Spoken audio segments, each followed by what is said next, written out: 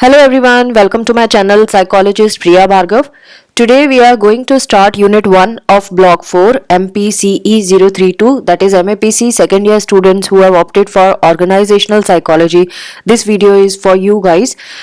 This unit is about goals and objectives of human resource planning, corporate social responsibility जिसको हम CSR भी कहते हैं. I have divided this unit into two parts, pink highlighted portion and blue highlighted portion. Pink highlighted portion will be covered in today's video. इस unit में further हमने जहाँ से शुरुआत की थी इस सब्जेक्ट की, ह्यूमन रिसोर्स के ऊपर ही है ये सारा.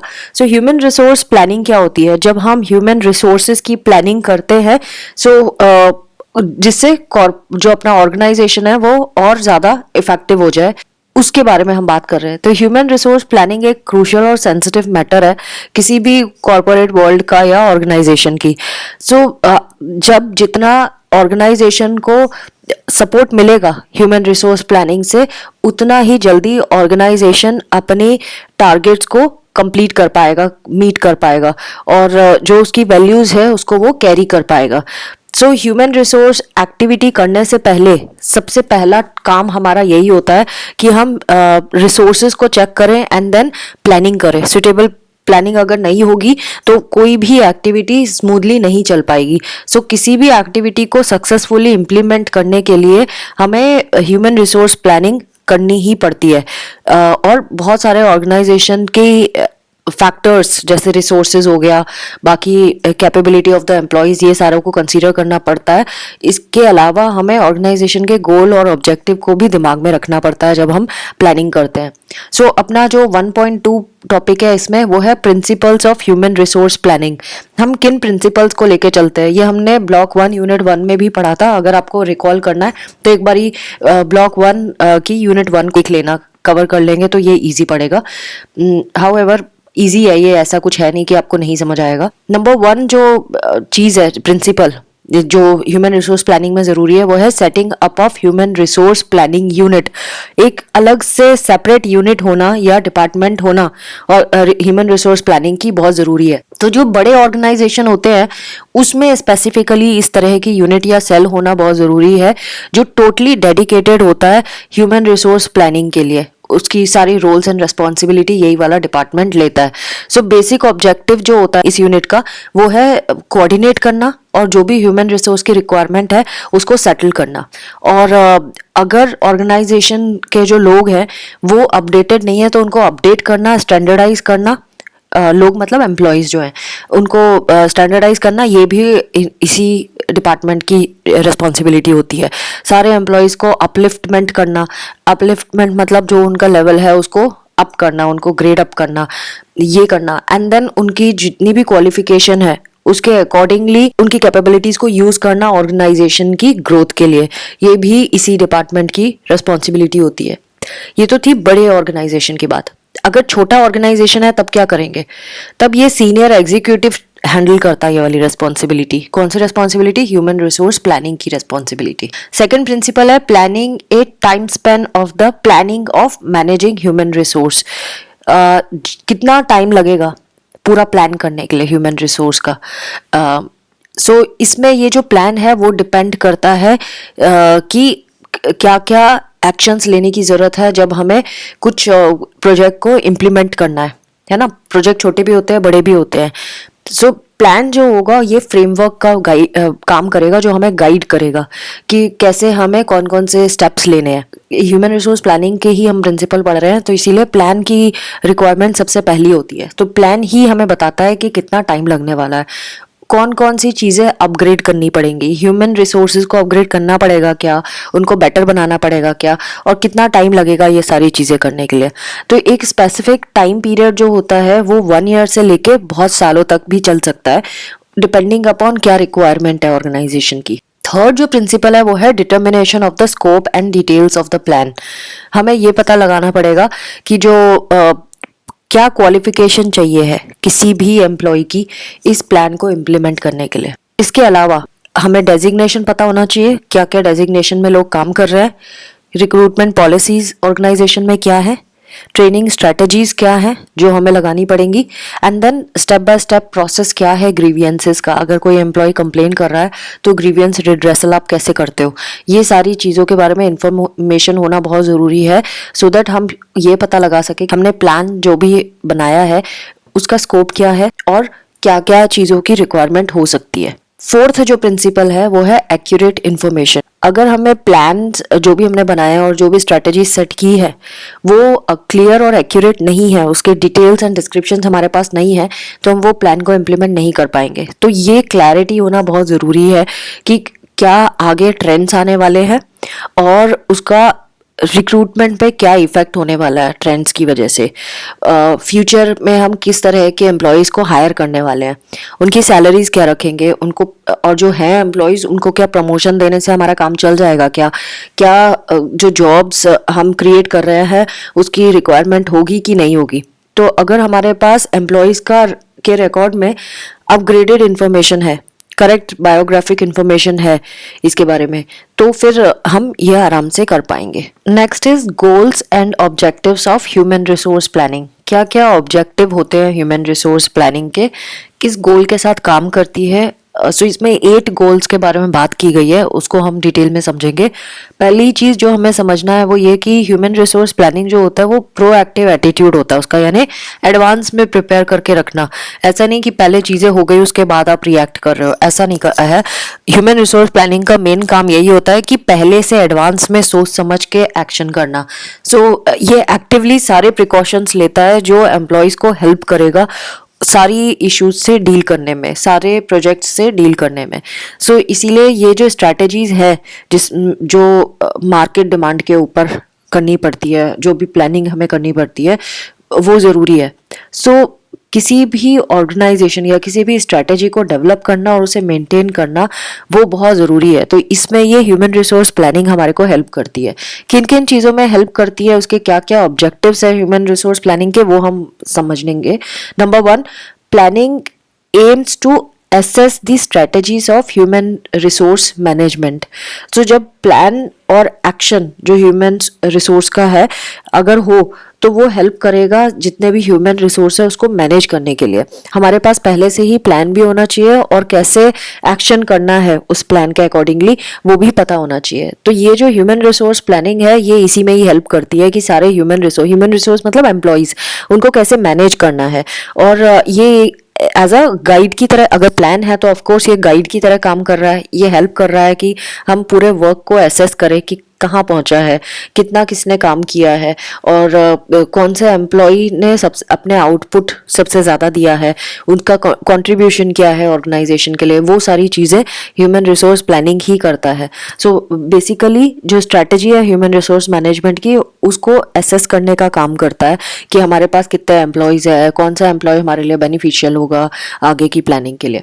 Second is planning aims to predict future requirement. अब जो प्रेजेंट रिकॉर्ड है किसी भी एम्प्लॉय का या किसी इवेंट का, उनको हम चेक करके ये पता लगा सकते हैं कि आगे किस चीज़ की रिक्वायरमेंट होने वाली है, किस तरह के एम्प्लॉयज़ की रिक्वायरमेंट है, कौन से रिसोर्स की रिक्वायरमेंट होने वाली है ऑर्गेनाइजेशन के लिए। Third is helps in assessing training needs of the human asset.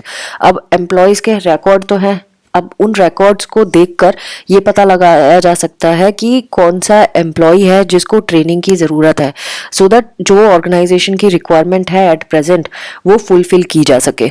Fourth is aims to determine the cost cutting strategies of the organisation. अब जो भी स्ट्रेटेजी हम अप्लाई कर रहे हैं उसमें कितना एक्सपेंडिचर आने वाला है और उसको कितना मिनिमाइज किया जा सकता है, इसके ऊपर भी यही ह्यूमन रिसोर्स प्लानिंग से हमें पता चल सकता है। तो ह्यूमन रिसोर्सेज को किस तरह से यूटिलाइज किया जाए बेस्ट पॉसिबल वे में और मिनिमम कॉस्ट में, यानी कॉस्ट कटिंग भी करना है और बेस्ट पॉसिबल भी चाहिए, दोनों करना है।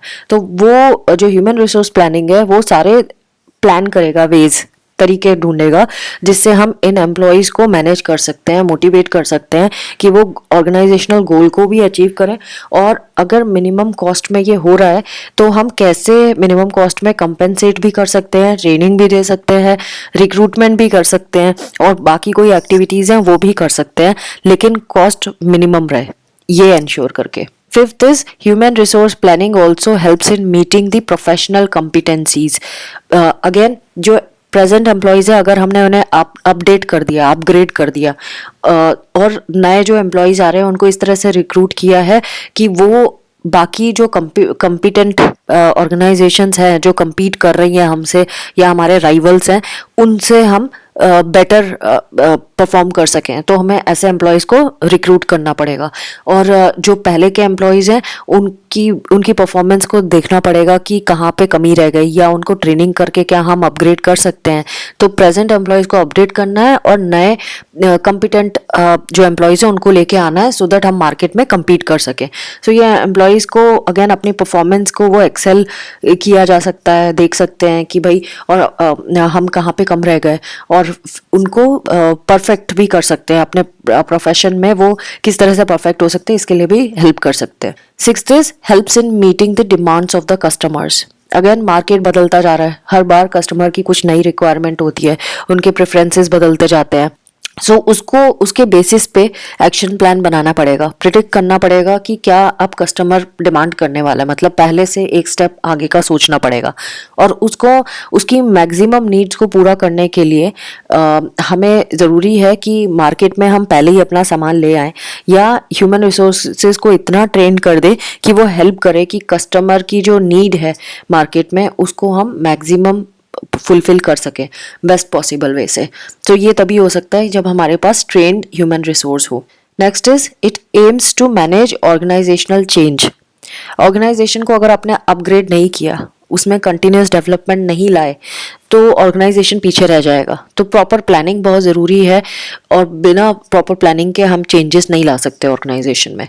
सो ह्यूमन रिसोर्स जो है उसको किस तरह से प्लान करना है, सो दैट हमारा जो एम है ऑर्गेनाइजेशन में चेंज लाने के लिए उसको हम अच्छे से मैनेज कर सकें, वो देखना पड़ेगा। क्या हमारे पास प्रोफेशनली स्किल्ड एम्प्लॉयज़ हैं जो चेंज को कोप कर पाएंगे, इसके बारे में हमें चेक करना होगा, और अगर नहीं है तो उनको ट्रेन करना पड़ेगा। लास्ट जो ऑब्जेक्टिव है वो है helps in managing the diverse workforce. Again organization जैसे जैसे आगे बढ़ता जाता है, बड़ा होता जाता है, डिफरेंट कंट्रीज में स्टेब्लिश होने लगता है, हमारे पास वर्कफोर्स डाइवर्स होती जाती है, हिट्रोजीनियस वर्कफोर्स आ जाती है, जहाँ पे हर एक जेंडर के काम कर रहे हैं, एजुकेशन लेवल अलग है, कॉम्पिटेंसीज अलग है, एज अलग है, एक्सपीरियंसेस भी अलग अलग हैं। तो ये डिफरेंट जो डाइवर्स वर्कफोर्स पे जब हम वर्क करते हैं तो उन्हें मैनेज करना बहुत मुश्किल हो जाता है।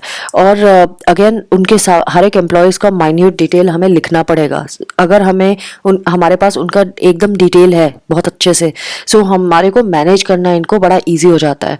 और जो अथॉरिटीज़ और मैनेजमेंट है वो लोकेट कर सकते हैं, फाइंड आउट कर सकते हैं कि कौन सी डिटेल्स हैं जो हमारे को उनके पर्सनल रिकॉर्ड में मिल सकती है, और उसको हम यूटिलाइज कर सकते हैं ऑर्गेनाइजेशन के डेवलपमेंट के लिए। Next is factors affecting human resource planning. Human resource planning जो है ये एक प्राइमरी एक्टिविटी होती है ह्यूमन रिसोर्स मैनेजमेंट की, जहाँ पे ये आइडेंटिफाई करते हैं कि कितने एम्प्लॉयज़ की ज़रूरत है और किस क्वालिटी के एम्प्लॉयज़ की ज़रूरत है, मतलब कौन से स्किल्स या नॉलेज वाले एम्प्लॉयज़ की ज़रूरत है। दोनों चीज़ें, नंबर ऑफ एम्प्लॉयज़ एंड किस तरह की स्किल या नॉलेज वाले एम्प्लॉयज़ हमें चाहिए है। ये ह्यूमन रिसोर्स प्लानिंग में ही समझ में आता है जब ह्यूमन रिसोर्स मैनेजमेंट करता है। सो जितनी भी एक्टिविटीज़ एंड फंक्शंस ऑर्गेनाइजेशन में हो रही हैं उस पर डिपेंड करेगा कि इनका काउंट कितना चाहिए और क्वालिटी कितनी चाहिए। अब बहुत सारे फैक्टर्स हैं जो ह्यूमन रिसोर्स प्लानिंग को इम्पैक्ट कर सकते हैं। मतलब अब हमने काउंट और क्वालिटी, क्वांटिटी एंड क्वालिटी की तो बात की, लेकिन अगेन फर्दर बहुत सारे फैक्टर्स हैं जो इसको इम्पैक्ट करता है। कौन कौन से? Number 1, trend of employment opportunity. जो नेशन का इकोनॉमिक फैक्टर है वो बहुत बड़ी चीज़ है, वो भी ह्यूमन रिसोर्स प्लानिंग को इम्पैक्ट करता है। जैसे इन्होंने एक एग्जांपल देके समझाया है, अगर कंट्री में बहुत सारी पॉपुलेशन है, बहुत सारे लोग हैं, तो ऑर्गेनाइजेशन को प्रेशर किया जाता है कि ज़्यादा से ज़्यादा एम्प्लॉयज होने चाहिए ऑर्गेनाइजेशन में, सो दैट वो हर एक बंदा फिनेंशियली साउंड हो सके। सो गवर्नमेंट का जब प्रेशर पड़ता है, क्योंकि गवर्नमेंट से भी ऑर्गेनाइजेशन को बहुत सारे बेनिफिट होते हैं, बहुत सारी चीज़ें मिलती हैं, तो दैट इज़ वाई ऑर्गेनाइजेशन को फॉलो करना पड़ता है गवर्नमेंट के इंस्ट्रक्शंस। सो अगर पॉपुलेशन ज़्यादा है तो ज़्यादा लोगों को हायर करना पड़ेगा, पॉपुलेशन कम है तो वो कम में ही मैनेज करना पड़ेगा। सो अगेन प्लानिंग डिपेंड करेगी कि किस तरह की वर्कफोर्स है, ज़्यादा है तो उस तरह के टास्क बनाए जाएंगे, कम है तो उसके हिसाब से देना पड़ेगा काम। Second is demographic factors. ये एक किसी भी ऑर्गेनाइजेशन में मुश्किल हो जाता है, और ये कॉम्प्लेक्स सिचुएशन भी है जहाँ पे अलग अलग एज ग्रुप के लोग काम करते हैं। उनका कंपोजिशन कैसे है, उनकी पॉपुलेशन कितनी है वर्कफोर्स में। So total number of people जितने रिटायर हो रहे हैं, कोई ज़रूरी नहीं है कि उतने ही ज्वाइन भी करेंगे, क्योंकि हमें नहीं मालूम हमारे कंट्री में पॉपुलेशन यंगस्टर्स की ज़्यादा है कि ओल्ड एज पीपल की ज़्यादा है। तो दोनों का प्रपोर्शन होना बहुत मुश्किल है। जितने जा रहे हैं उतने आएंगे ज़रूरी नहीं है, और वाइस वर्सा। सो ये ऐसी सिचुएशन है जो एक चैलेंज क्रिएट कर देती है ऑर्गेनाइजेशन रिसोर्स प्लानिंग में, ह्यूमन रिसोर्स प्लानिंग में। इसमें प्लान करना कि किस तरह का नेचर होगा वर्कफोर्स का, किस तरह के लोग होंगे, एम्प्लॉयज किस नॉलेज के होंगे, एज क्या होगी, ये सारी चीज़ें प्लान करनी पड़ जाती हैं। Next is organizational change. जब भी ऑर्गेनाइजेशन दूसरे ऑर्गेनाइजेशन के साथ मर्ज करता है या एक्वायर करता है दूसरे ऑर्गेनाइजेशन को, सो दूसरे ऑर्गेनाइजेशन के कल्चर के लोग भी इकट्ठे हो जाते हैं। तो यानी एक ही ऑर्गेनाइजेशन में डिफरेंट डिफरेंट कल्चर को यूनाइट करना पड़ रहा है, डिफरेंट नेचर के ऑर्गेनाइजेशन है। So human resource planning again affect तो होती है, क्योंकि सारे कल्चर्स को समझना और उस पर फंक्शन करना और एक ही टारगेट पे काम करना, ये एक चैलेंजिंग टास्क है। सो डिफरेंट ऑर्गेनाइजेशन के अपने कल्चर लेके आते हैं लोग। जब ऑर्गेनाइजेशन में आते हैं उनके खुद के सोसाइटल नॉर्म्स होते हैं जो टोटली डिफरेंट भी हो सकते हैं। सो उन सारे लोगों का एटीट्यूड चेंज करना ये चैलेंजिंग काम है, क्योंकि हमारा मेन टास्क तो यही है कि ऑर्गेनाइजेशन के गोल को अचीव करना है। Next is diverse workforce. अगर ऑर्गेनाइजेशन में तरह तरह के लेवल के लोग काम कर रहे हैं, हेट्रोजीनियस नेचर के एम्प्लॉयज़ हैं, डाइवर्स वर्कफोर्स है, जैसे कि एज में अलग है, कास्ट, जेंडर, एजुकेशनल क्वालिफिकेशन, उनकी डेजिग्नेशन, उनके एक्सपीरियंसेस, उनका बिलीफ सिस्टम, उनका रिलीजन अलग अलग है। अब इन सबको इनकी सारी की नीड को फुलफिल करना ये भी एक चैलेंजिंग काम होता है ऑर्गेनाइजेशन के लिए। नेक्स्ट फिफ्थ जो है चैलेंज वो है turnover rate of the organization. किसी भी ऑर्गेनाइजेशन को आगे बढ़ने के लिए ज़रूरी है कि वो पहले से ही पता लगा के चले कि क्या क्या चेंजेस आ सकते हैं और आगे क्या चेंज लाए जाने हैं। सो अगर ऑर्गेनाइजेशन को ये आइडिया है कि क्या क्या चेंजेस आगे करने हैं ऑर्गेनाइजेशन में या अपने आप ही आएंगे क्योंकि एक्सटर्नल एनवायरनमेंट में चेंज आ रहा है। सो अगेन कैसे एम्प्लॉयज़ हैं ऑर्गेनाइजेशन में, ये क्वेश्चनेबल बात होती है। एम्प्लॉयज़ कितने कमिटेड है ऑर्गेनाइजेशन के लिए, ये भी आइडेंटिफाई करना ज़रूरी है। और अगेन ये अनप्रिडिक्टेबल चीज़ है कि किस एक्सटेंट तक एम्प्लॉय आपके साथ डेडिकेटेड रहेगा, कितने एम्प्लॉयज़ छोड़ के जाने वाले हैं, कितने एम्प्लॉयज़ ऑर्गेनाइजेशन को ज्वाइन करेंगे, ये अनप्रिडिक्टेबल चीज़ है, हमें नहीं मालूम। और जो जितनी भी प्लानिंग है ऑर्गेनाइजेशन की, प्लानिंग डिवीजन है, वो उनकी एक्टिविटी पे कितना इम्पैक्ट पड़ने वाला है इन सारी चीज़ों का, ये चीज़ भी अनप्रिडिक्टेबल है। तो जो टर्न ओवर रेट है यानी छोड़ के जाने वाले एम्प्लॉयज़ का अकाउंट हमें नहीं मालूम होता है। सो ये भी एक चैलेंज हो जाता है कि प्लानिंग कैसे करें। Next and last topic of today's video is significance of human resource planning. Human resource planning की क्या इंपॉर्टेंस है, इसके बारे में हम समझेंगे। तो human resource planning again human resource management का ही पार्ट है और यही एक्शंस को प्लान करता है और एग्जीक्यूशन में हेल्प करता है। सो इसमें फर्स्ट जो इसका सिग्निफिकेंस है वो है it helps in determining the recruitment and selection procedure of the organization. कोई भी ऑर्गेनाइजेशन ये नहीं चाहता कि उसमें बहुत सारे एम्प्लॉयज़ इकट्ठे हो जाए, क्योंकि बहुत सारे होंगे तो पैसा तो वेस्ट हो ही रहा है, उनको सैलरी देना पड़ेगा। दूसरा, वो अंडर यूटिलाइज्ड रहेंगे यानी वेले बैठे रहेंगे और पैसे लेके चले जाएंगे। फ़ायदा कोई नहीं है ऑर्गेनाइजेशन को। ऑर्गेनाइजेशन जहां उसको बैंक बैलेंस बना के और उसको कहीं और यूटिलाइज कर सकता है, उसका वेस्ट हो जाएगा पैसा एम्प्लॉयज़ को देने में। ऐसे ही अगर कम एम्प्लॉयज़ हैं तो वर्क काम होगा ही नहीं पूरा, क्योंकि वो कितना करेंगे, उनका जो कैपेसिटी है वो वहीं तक ही कर सकते हैं, तो काम बच जाएगा। इसीलिए ह्यूमन रिसोर्स प्लानिंग वहाँ पे आता है, उसका रोल वहाँ पे आता है जहाँ पे वो इन्वेस्टिगेट करता है और डिसाइड करता है कि कितने एम्प्लॉयज़ की ज़रूरत है ऑर्गेनाइजेशन में पर्टिकुलर काम करने के लिए। Second is helps in retaining the human resource of the organization. Again organization का मेन आइडिया यही रहता है कि उस ऑर्गेनाइजेशन में स्किल्ड एम्प्लॉय ज़रूर रहे, और इसीलिए स्किल्ड एम्प्लॉयज़ को रखना एक चैलेंज हो जाता है, क्योंकि वो अगेन बेटर अपॉर्चुनिटीज़ की तरफ मूव ऑन करने की कोशिश करते हैं। सो ह्यूमन रिसोर्स प्लानिंग जो है वो उनकी नीड को समझता है, उनकी रिक्वायरमेंट्स को समझता है, और उन क्योंकि वो इम्पोर्टेंट है ऑर्गेनाइजेशन के लिए, और उनको मोटिवेट करने की कोशिश करता है सो दैट वो उस ऑर्गेनाइजेशन में बने रहें। Third is it helps in identifying the future needs. Again जैसे कि आपको पता है कंपटीशन बढ़ता जा रहा है, हमेशा चेंजेस आते जा रहे हैं, डेवलपमेंट होता जा रहा है, नई मशीनरी ऑर्गेनाइजेशन में डाली जा रही है, नए टेक्नोलॉजी डाली जा रही है। सो प्रेजेंट एंड पास्ट के जो सिनेरियोज हैं उसको देखते हुए ह्यूमन रिसोर्स प्लानिंग आइडेंटिफाई करता है कि आगे क्या ट्रेंड आने वाला है, और कौन कौन से एम्प्लॉयज़ ऐसे हैं, स्किल्ड एम्प्लॉयज़ ऑलरेडी ऑर्गेनाइजेशन में हैं जिनकी रिक्वायरमेंट होगी, और कितने एम्प्लॉयज़ ऐसे हैं जिनको स्किल्ड बनाया जा सकता है, उसके बारे में ये पूरे इंफॉर्मेशन आइडेंटिफाई करते हैं। और फ्यूचर चेंजेस जैसे भी आएंगे उसको प्रिडिक्ट करके जो भी रिक्वायरमेंट है उसके हिसाब से एम्प्लॉयज़ को सिलेक्ट करते हैं और रिटेंशन उनकी करते हैं। Next is it also helps in downsizing the employees. Again workforce जैसी भी है उसकी एफिशिएंसी को चेक करना time to time human resource planning का काम है। इस डिवीजन में ये चेक करते हैं कितने एफिशिएंट वर्कफोर्स ऑलरेडी है और कितने एम्प्लॉयज़ ऐसे हैं जो अनवांटेड है, अंडर यूटिलाइज्ड है, उनकी स्किल्स की रिक्वायरमेंट नहीं है। और जैसे ही हमारे को ये पता चलता है, ये एफिशिएंसी इंप्रूव करने की कोशिश करते हैं और इनका काउंट भी रिड्यूस करने की कोशिश करते हैं ऐसे एम्प्लॉयज़ का जिनका रिक्वायरमेंट नहीं है या अंडर स्किल्ड है। सो इस तरह से ये 4 इसके सिग्निफिकेंस बताए हैं जो ह्यूमन रिसोर्स प्लानिंग करता है।